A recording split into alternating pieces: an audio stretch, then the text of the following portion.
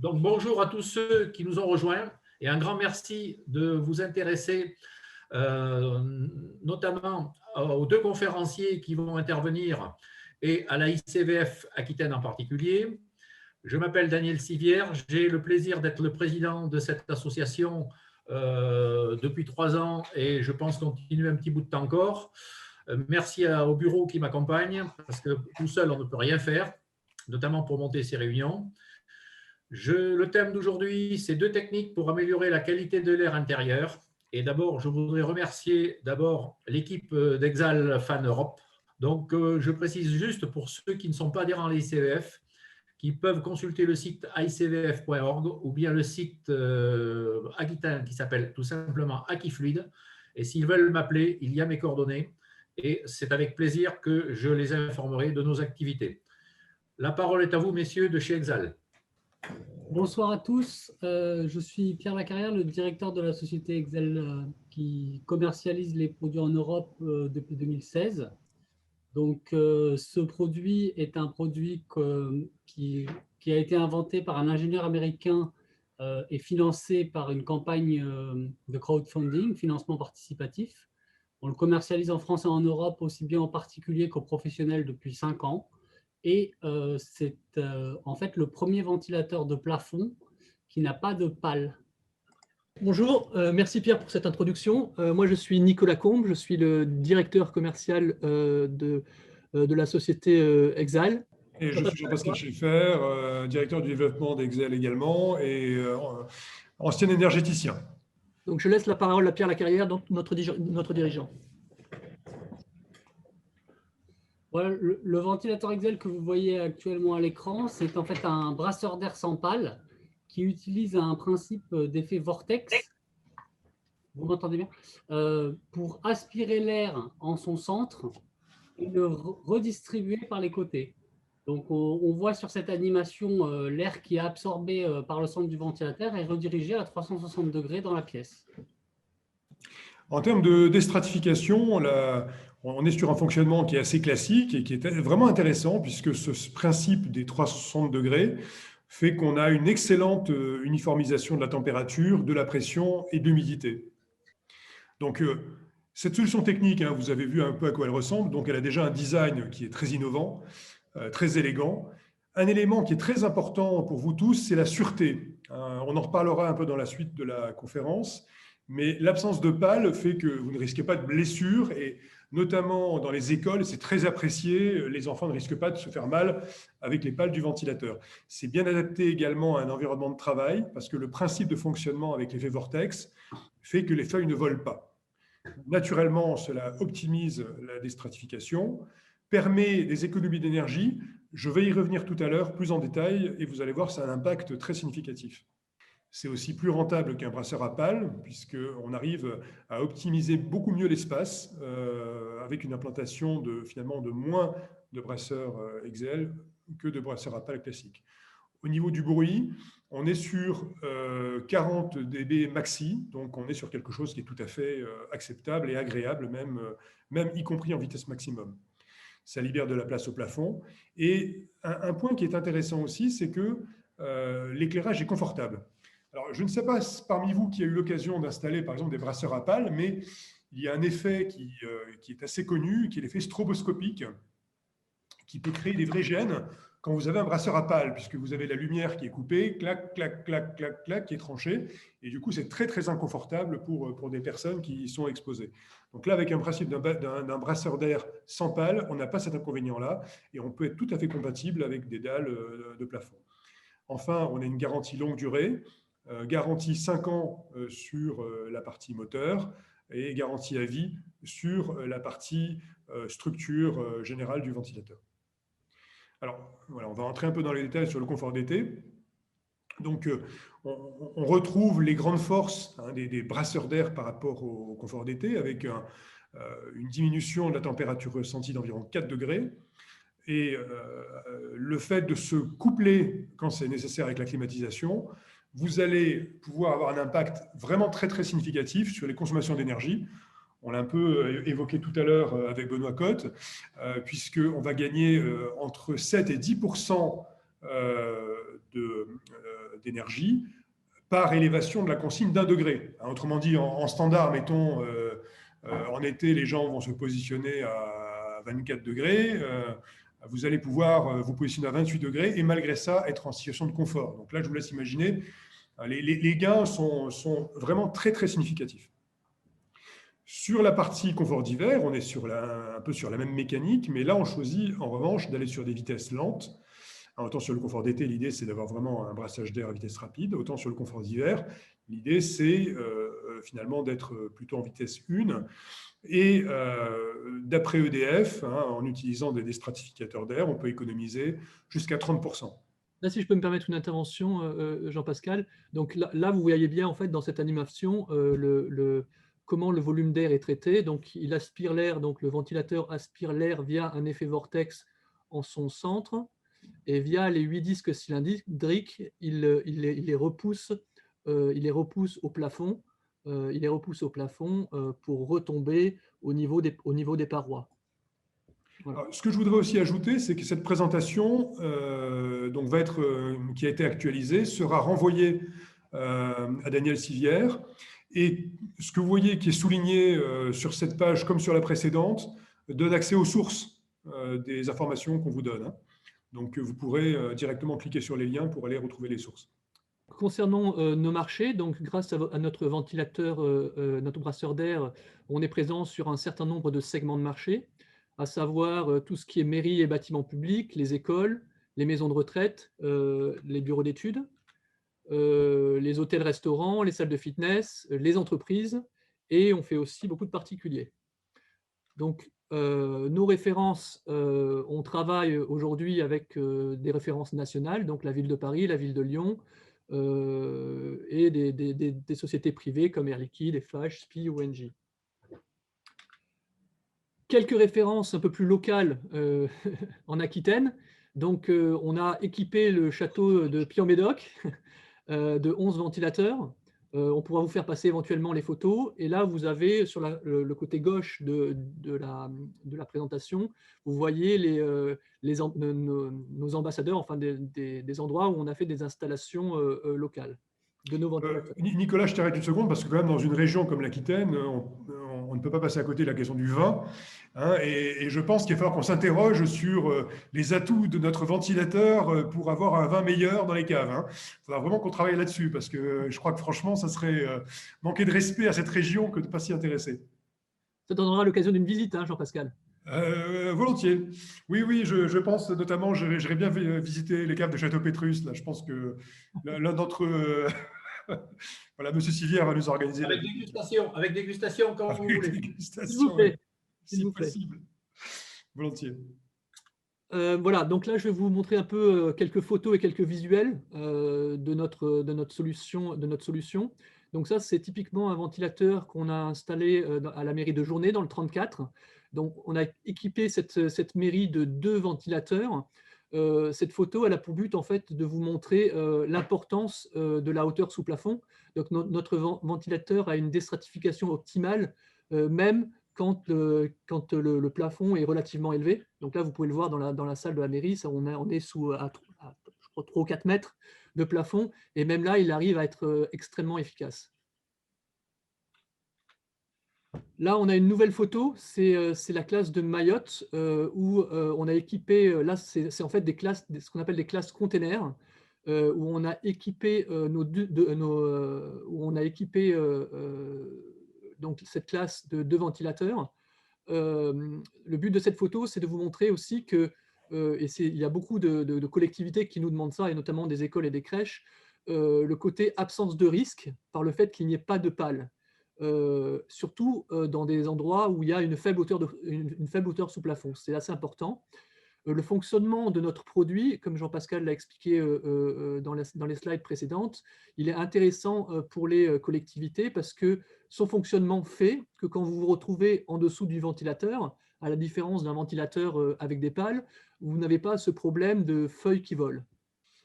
Encore des classes, donc l'école de Flaviac, là c'est pour vous montrer en fait que notre ventilateur est aussi utilisé dans des classes qui permettent… donc, vous voyez, vous avez un éclairage plafonnier et vous avez notre ventilateur qui est intégré à un éclairage plafonnier. Et en fait, ça évite, du fait qu'il n'y ait pas de pales, ça évite le côté stroboscopique que M. Schaeffer vous expliquait tout à l'heure. Voilà, là, vous avez ensuite nos ventilateurs. Vous les voyez là en fond d'écran. Là, vous les voyez ici, 1, 2 et 3, puis aussi ici et ici. Ça, c'est une maison de retraite qu'on a fait aux Pays-Bas. Vraiment apprécié. Pourquoi? Parce que notre ventilateur, il permet une ventilation indirecte. Donc, il n'y a pas cet effet colonne que vous pouvez avoir sur les ventilateurs, les ventilateurs à pales classiques. Donc, la ventilation est optimum partout et pas d'effet de souffle quand vous vous trouvez sous le ventilateur. Et il n'y a pas cet effet aussi de cheveux qui volent quand vous passez sous le ventilateur. Ce slide, c'est pour vous montrer, en fait, ce slide, c'est pour vous montrer en fait que notre ventilateur, il est efficace pour des pièces allant de 50 mètres de 10, 15 mètres carrés jusqu'à 50 mètres carrés pour un seul ventilateur. Mais ça, Jean-Pascal en parlera un petit peu après. Mais aussi pour des grandes superficies. Donc ici, on a équipé une université. Donc là, vous voyez qu'on a pratiquement 6 ventilateurs installés. Et ça fonctionne aussi très bien pour des grandes surfaces. Donc ça, c'est un peu tous nos clients privés, donc dans les hôtels, les restaurants, salles de sport et entreprises. Donc encore quelques photos. Donc on équipe des galeries commerciales. Donc celle que vous voyez en haut à droite, c'est Hong Kong. Et là, vous avez une chaîne d'hôtels qui s'appelle Wild Hotel à Stay City. Ça, c'est un restaurant au Portugal et un à Paris. Voilà. Les salles de fitness et de sport. Ça, c'est un bureau qu'on a équipé, donc c'est de la société Air Liquide, c'est la maison mère de Air Liquide, qui a équipé tous ces bureaux de nos ventilateurs, soit 280 ventilateurs. Voilà. Et ça, c'est une ou deux photos, enfin 2 photos qu'on a prises chez des particuliers pour vous montrer en fait que c'est un ventilateur qui s'adapte à tout type d'environnement, autant dans des lofts que sur des plafonds cathédrales ou avec une haute hauteur sous plafond, dans des cages d'escalier. Donc, il est vraiment adaptable à tout type d'environnement. Donc, notre produit est vendu, en fait, on n'a qu'une taille standard. Il est vendu en 2 modèles. Donc, on a un modèle avec LED et un modèle sans LED. Concernant la LED, concernant le produit avec LED, on a des couleurs chaudes et on a une couleur chaude et une couleur froide. C'est une LED qui est dimmable et qui peut aller de 20 à 100%. Alors, en termes de caractéristiques techniques, on a un moteur donc 6 vitesses qui permet de passer de 120 tours par minute à 312. Une puissance qui reste, vous voyez, même en vitesse 6, très raisonnable, puisqu'on passe de 4 watts en vitesse 1 à 50 watts en vitesse 6. Un niveau sonore donc, qui reste inférieur à 40 dB et une efficacité énergétique de 139 m3 par Wh en vitesse 6. La vitesse d'air en vitesse 6 au niveau du corps est d'environ 1,14 m/s. Et le volume d'air brassé est de 6900 m3. En termes de dimension, on est sur un produit donc pratique à installer, 18 cm de hauteur, un poids de 11 kg, un diamètre de 86,4 et un coloris blanc. Alors, la télécommande, il y a plusieurs approches possibles. Donc, la télécommande standard est un modèle qui est autonome avec un Bluetooth intégré. Une seule télécommande peut commander 7 ventilateurs. Et un point qui est intéressant, c'est qu'un ventilateur peut être contrôlé par 2 télécommandes. Par exemple, si vous avez une grande pièce ou 2 entrées différentes, vous pouvez mettre une télécommande de part et d'autre. Et alors, ce qui nous a beaucoup été demandé, c'est l'interrupteur mural, puisque bon, ça arrive souvent, notamment dans les salles de classe. Les télécommandes, on a parfois du mal à les retrouver. Donc, pour qu'elles restent toujours à la même place, on a cette option donc murale qui est très pratique. Alors, en termes de dimensionnement, Nos recommandations en général en bureau et logement, c'est de l'ordre de 50 mètres carrés par ventilateur. Et dès qu'on parle de volume, donc de salle de conférence, salle de sport, grand volume, on est sur une logique qui va de 100 à 150 mètres cubes par ventilateur. On est plutôt vers 100 quand on va chercher du confort d'été avec une fréquentation importante, et 150 dans des schémas plus de confort d'hiver et avec une fréquentation moins importante. En fonctionnement optimal, donc confort d'hiver, c'est vitesse 1, où on va vraiment jouer sur la déstratification, et le confort d'été plutôt en vitesse 5. On peut bien sûr monter en vitesse 6, mais là, c'est plutôt l'effet légère brise. Je pense que c'est important de préciser qu'en confort d'hiver, en vitesse 1 et 2, il ne consomme que 4 watts. Donc, c'est extrêmement, extrêmement bas et c'est un excellent déstratificateur sur la durée, quoi. Donc, nous sommes ouverts à toute question. À l'écoute de vos questions, donc soit à l'écrit, soit à l'oral, n'hésitez pas, on est tout à fait ouvert. Je voulais qu'on interroge, voilà, qu'on interroge notre dirigeant, Pierre, sur les aspects de SAV. Est-ce que tu peux nous faire un retour sur ce qui se passe en termes de SAV? Oui, alors aujourd'hui, on commercialise le ventilateur depuis 5 ans. On en a déjà livré plusieurs milliers en France et en Europe. On a principalement, quand on a des retours SAV, déjà on les traite d'ici en France de manière très réactive. L'idée, c'est qu'on a 2 cas de SAV qui peuvent arriver. Soit on a des livreurs qui sont un peu indélicats et des produits qui sont abîmés au transport. À ce moment-là, on peut avoir un problème sur le moteur. À ce moment-là, on remplace directement la pièce. Soit on a des gens qui branchent la LED avec le courant qui est encore actif, et à ce moment-là, ça peut arriver qu'ils grillent la LED. Dans ces cas-là, on renvoie systématiquement la pièce sans discuter, et ça nous a permis d'avoir un certain nombre de clients satisfaits sur ce point. Donc la première question, c'est quel est votre réseau de distribution? On a souvent des bureaux d'études qui prescrivent à des installateurs qui nous sollicitent dans le cadre d'un cahier des charges. Alors, ça nous arrive que sur un même projet, on soit sollicité par plusieurs installateurs, Engie, Enelec, enfin bref, un certain nombre. Et du coup, on vend, nous, à ces installateurs qui après assurent la pose généralement. Pour le marché professionnel, dans ces cas-là, on livre des palettes directement sur le site, soit directement à la collectivité, ce qui est rare, soit à l'installateur ou sur le chantier, et l'installateur effectue la pose ensuite. Pouvez-vous réaliser des simulations numériques? Est-ce que vous pouvez préciser votre question, M. Garrido? Alors, c'était par rapport à l'ambiance dans la pièce, en fait, par rapport au mouvement de l'air, etc., les températures, les vitesses. D'accord. Ce que vous voulez, donc, c'est plutôt des questions qui touchent, par exemple, à l'intégration d'employés config ou des choses comme ça?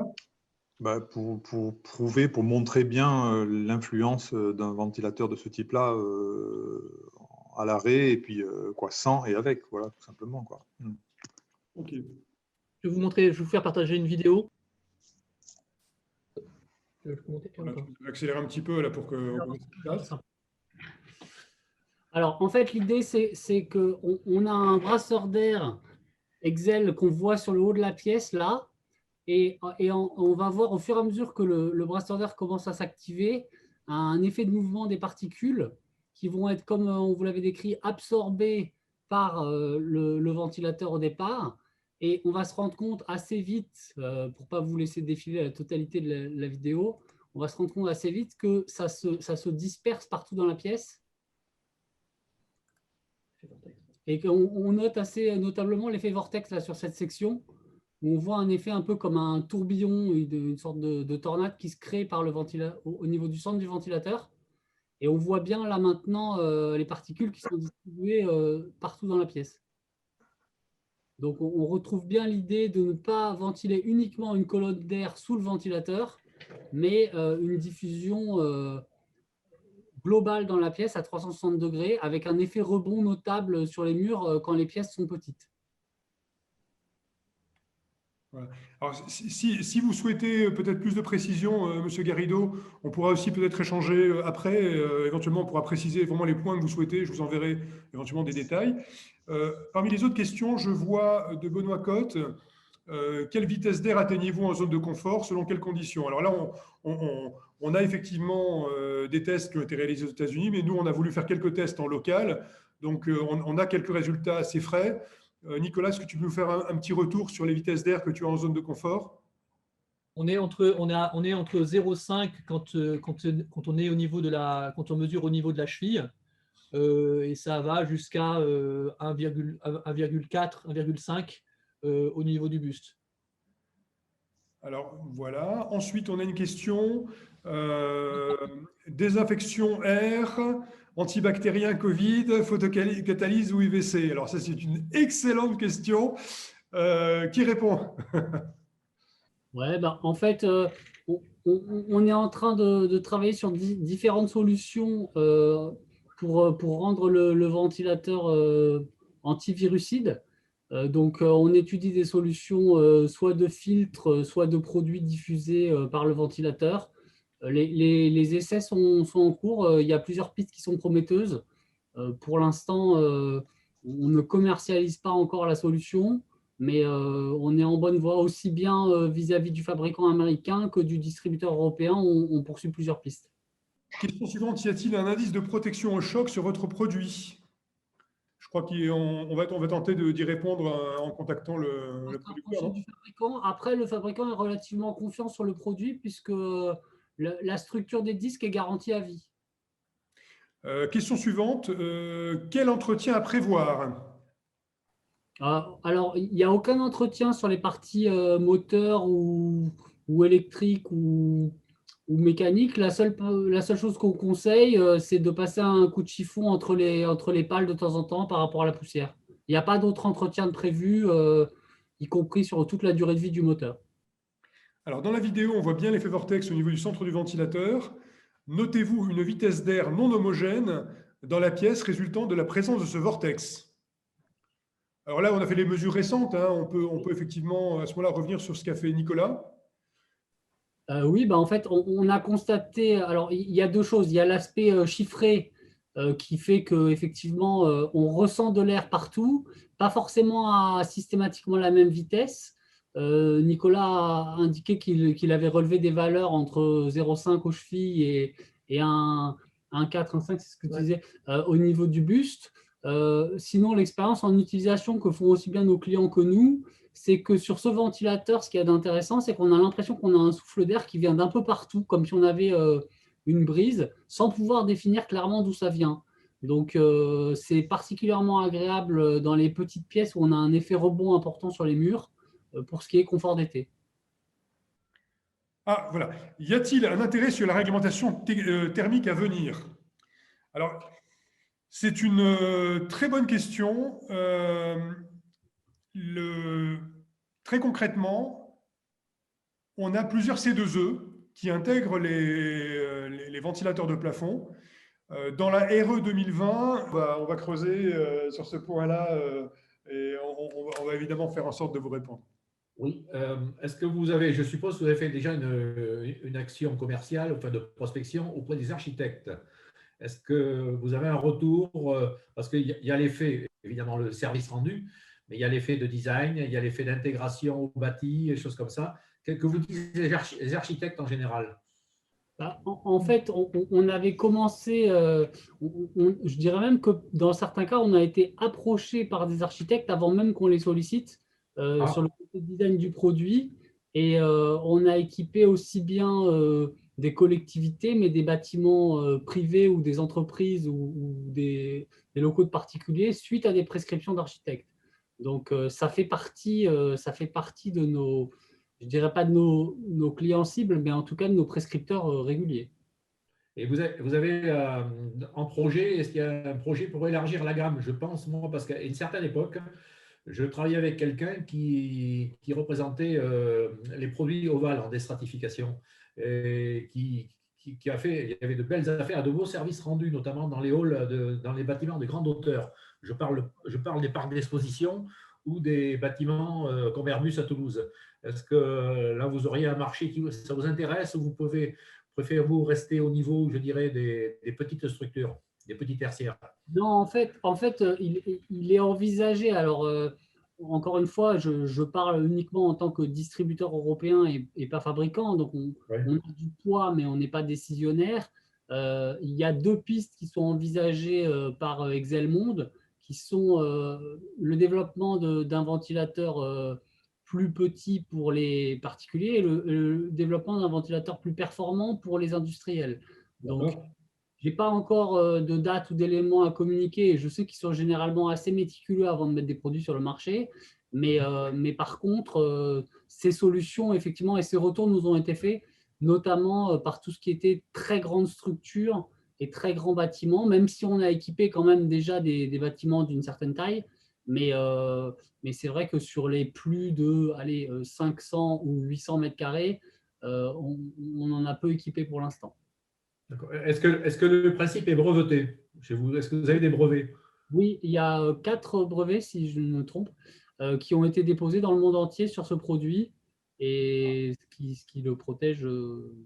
Parce Alors, que on a mis les numéros des brevets qui sont sur la fiche technique du produit, donc on pourra aussi peut-être joindre les numéros de brevets que vous puissiez chacun vérifier les éléments, mais effectivement.